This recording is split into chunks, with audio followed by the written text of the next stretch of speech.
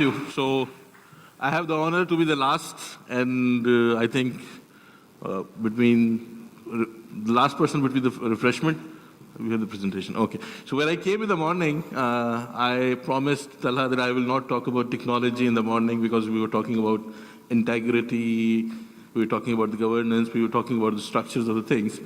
But this one is really about technology. I think we are living in an unprecedented time in terms of financial crime prevention is concerned. World has moved from crime detection, investigation, and remediation to prevention technologies. And that is what everybody demands from us, whether it's a regulator, whether it's global compliance, whether it's other players in the market. And that's where the business is becoming more complicated. Earlier, it was more reactive. It was more working after the event. Now it's going more in a proactive way. So if you see, there are significant changes happening in external world. The players out there in financial crime area, they are getting more organized. They are getting tech savvy. They are doing events which are not predictable like it was in the past. They are episodic, disproportionate, and there are global things which you are exposed to. Earlier, I say it was a very simple concept. Earlier, the crime used to happen from your nearby vicinity.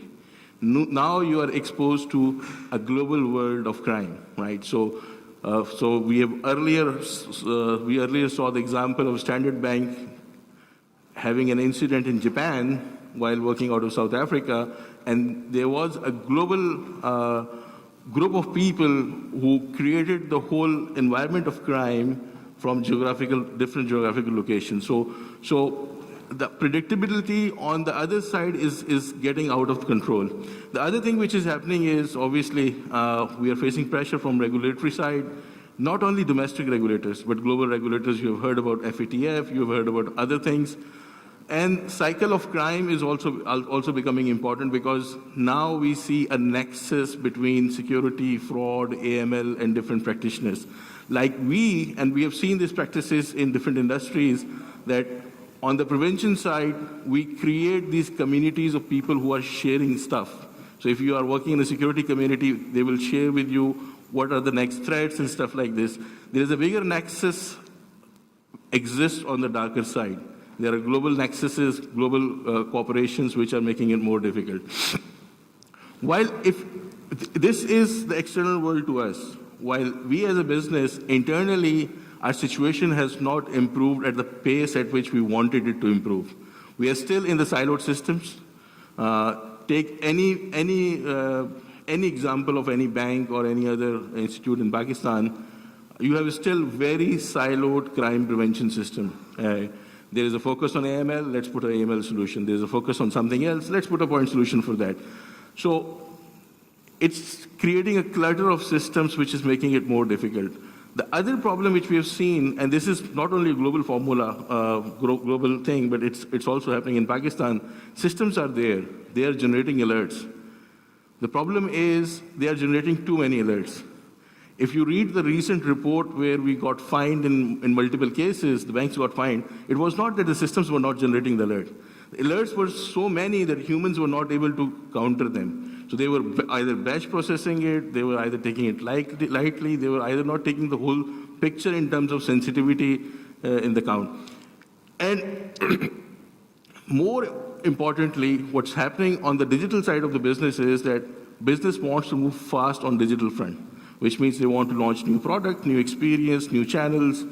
Earlier, it was over-the-counter transactions. Now there are 20 ways of doing transaction, where you cannot verify identity, where you cannot complete the capture the details which you were capturing earlier. And with the disruption coming in, there is a talk of frictionless experience, especially when you go to the payment side and when you go to transaction side. Now, frictionless means people will not come to you, to your organization for business, if your process is not customer-centric. if you have additional steps in the processes. Now, this is very good for customer, this is very good for sales, but it's very tough for compliance. Because then it means you literally have no time to stop the transaction. You have to do whatever you can do in a proactive way or in real time. Now, these are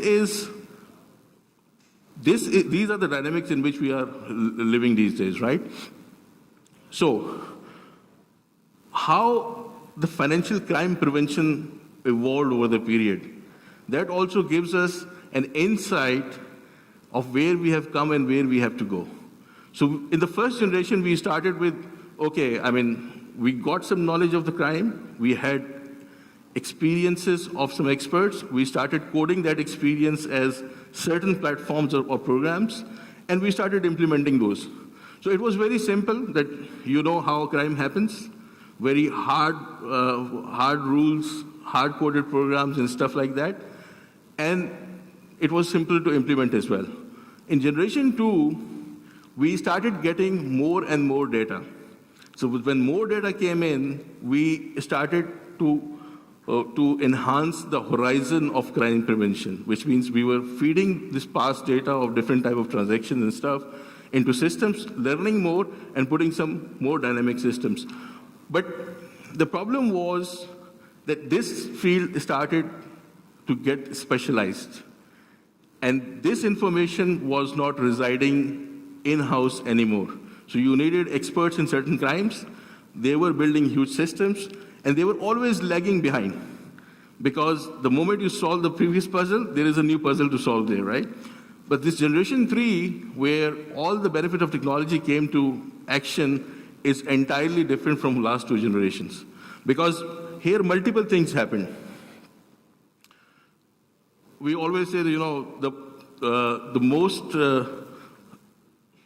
the part which reigns the most is the darkest side of the cloud, right? So most of the data which is related to crime and crime prevention remains on the unstructured side of it. So it's the engagement, interaction, and these kind of things which machines were not able to understand earlier. So once machines started to learn unstructured data, it opened up new possibilities. So for example, you were mentioning about all these Google Maps, right? So 5 years back, machines were not able to correlate that, this information has moved this way or that way or stuff. Now, if you put a machine into learning technology, you can train the machine to find out how certain parameters of Earth are changing. Who is building what has been built over the period of time. You feed that information and machine can predict pattern. Machines were able to find out fuzzy relationships. Earlier, we were all tuned to structured data. We had Excel sheets, we had databases. This guy is connected to this guy is connected to this guy, based on the information of whatever we have in our customer relationship system, right? Or the multiple system we had. Now machines can find out from Facebook's, Twitters of the world, LinkedIn's of the world, and so many other networks that what kind of relationship exists between different people. And what happened, they started giving us patterns. The patterns which we were not able to get earlier, and we didn't have the human capacity, both in terms of scale and in terms of volume, which means you cannot put 200 people in a risk department to find out all these things. But you can put a machine who can churn 30 terabytes of data and find all the information in one day. So that has given us a better confidence to predict the patterns of crime prevention. Now, the other thing which is happening is obviously the evolving global dynamics. We all know this. We have talked about FATF, we have talked about other regulations, and these things, the global terrorist list, the global watchdog list and stuff, these are dynamic. These are not static lists. So something changes, it has to be updated in real time. Some new event happens, it has to be correlated in real time. So these things are not humanly possible to do without machines intervening in it. So what happened in this generation of crime prevention? That all the previous practices have changed to more dynamic practices. And it happened because of 2 reasons. One, the ability to read unstructured data, And the second, what we call it, augmented intelligence. With augmented intelligence, you can build proactive models which can predict behaviors, and machines can keep churning these models again and again and again and again without your intervention. They will always come to you for a decision. I mean, it's not a conversation of fourth industrial revolution that humans will be redundant, because our concept is that it is augmented intelligence. It is to help human. So they will take the job of solving the volume. They will take the job of low complexity problems, and they will take the job of becoming a good assistant to humans in crime prevention. And also, if you take normally a typical organization, when they are trying to go after investigation of a crime, they are not holistic. They look from their own perspective. While with machines, you can build models which are holistic, which are taking global incidents, global events happening, local events happening, media interactions, everything into picture to correlate whether the crime is happening or not. So this has changed the whole risk management perspective tremendously. So if you see, there are 4 areas in which we, in our point of view, you prevent the risk or you act. First is surveillance. And surveillance is becoming more and more important because as you are moving towards high volume, high velocity transactions, surveillance will play a key role in preventing the crime before it happens. Right? So in surveillance, again, pattern recognition through machine learning, things like real-time data feeds with correlation of all channels. Earlier, as I said, the transaction was over the counter. Now it can be web, it can be SMS, it can be ATM, it can be through any third party. You can correlate all that data with the help of AI. You can build those AI engines which can solve this problem. The second is compliance. As I said, the issue in compliance is too many false positives and human capacity to process them. So with robotic process automation, and this is the ideal case of robotic process automation, where robots and software robots can take the role of deciding which positive to pick and which not to pick. And it's in the aid of human. It's not making decision on their own. The second is neural networks. Again, as I said, in second generation, we used a lot of neural networks with long datas. This is, again, neural networks helping the AI to churn the model and digest the data and learn about it. So that's also one area where AI is playing a huge role. The third piece is payments itself. And if you see, high velocity payments are becoming nightmare to manage. And as we saw in the morning example, they withdraw cash from ATMs. It was not one big transaction which went through so many systems. And normally, if you are withdrawing cash from ATM, you are doing it within the limit, which is 100,000 or 200,000, whatever the limit is. So how you are able to correlate all these things at a speed and a scale which is required to react in time. Again, AI is playing a huge role in that, and the virtual scenario-based modeling, in which if I'm here, a transaction is happening in London, I'm logged in from a local location, my cell phone is showing my location in Lahore, how can I create a model which makes sure that this transaction is right and not? So all these scenarios humanly are not possible to build, only machines can build. And the last is forensic. The problem, again, forensic has been its unidirectional forensic, which we have been doing. We were not able to bring in data sources, data fields, and data points which were relevant but outside the structural data or outside the processes. So that's where AI, again, is building models which are completely different from current models of investigation, which means they've taken the feeds from all the channels available, all the data sources available. They are able to correlate with fuzzy information. They are able to discover the relationships which are not otherwise known to the market. And they are able to build models which are more accurate in forensic investigation. So what we are saying is, if you go in surveillance specifically, and this is more specific example, that we only normally go into the first area when we do investigations, which is transactions. We don't look into the second area, which is communication. What kind of email is happening around it? What kind of chats are happening? What kind of voice interactions? Somebody called to a call center, gave some other information, then did some other transaction. I'll give you a small example that when people are ingesting AIs at the back end, they are making dynamic systems of check. So for example, today if you call Emirates NBD, today you call a local bank, you exactly know what 3 questions they will ask you to verify whether you are the true caller or not. It will be either your mother's name, your credit card number, whatever. You call a bank in Dubai, I won't name it, every time the agent logging into the system to ask you the questions, system generates 3 random questions, which neither agent knows, nor anyone else knows in the system. So every time you call, you get 3 different questions. So it's difficult to cheat the system. Then again, the other thing is, your ability to prevent a crime or security theft in terms of financial data goes up by 30% if you are able to correlate the information of login attempts on certain accounts, right?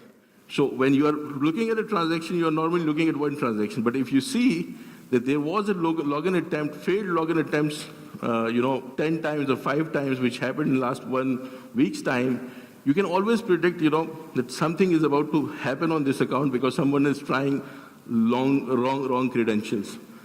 And last piece is external, which is news channels and all those things, social events, right? Social events which are pushing some payment-related or transaction-related things happening.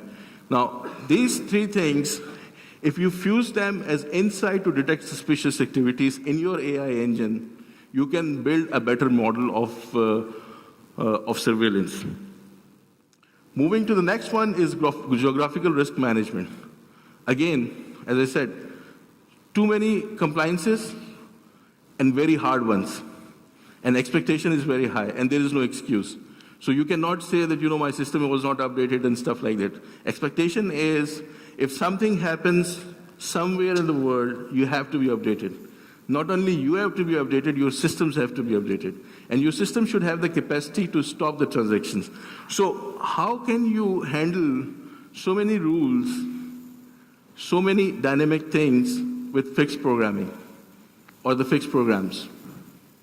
Now, this is one area which has become very, very important for AI use cases. People are building geographical risk management models based on robotic process automation, AI engines at the back end, and multiple data sources.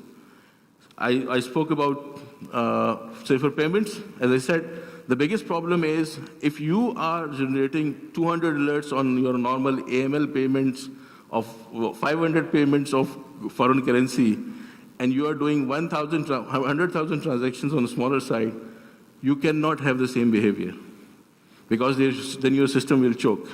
So here, old traditional models are failing.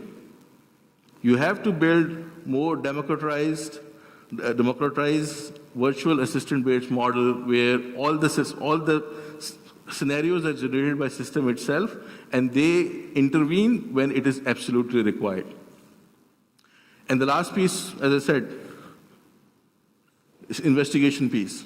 Not just workflow, not just data, but insights, customer-centric view of risk across channels, efficiency, and measurability on governance. So these 4 areas where we see there will be huge AI intervention, and it is already happening. So I just got a news this morning. There is a virtual agent called Amelia. So her job was to do the onboarding, customer digital onboarding for Nordics Bank. And you will be surprised to know she got fired this morning. So world's first virtual assistant, Amelia, got fired this morning because she was not performing as per the requirements, and she has compliance issues. So it's not just human, it's virtual going into the same direction. So even if you build robots, it doesn't mean they will be 100% efficient. But what we need to understand is, as we are getting into a complex world of financial crimes, we have to build these AI capabilities in our organizations to stay ahead of the game. Thank you.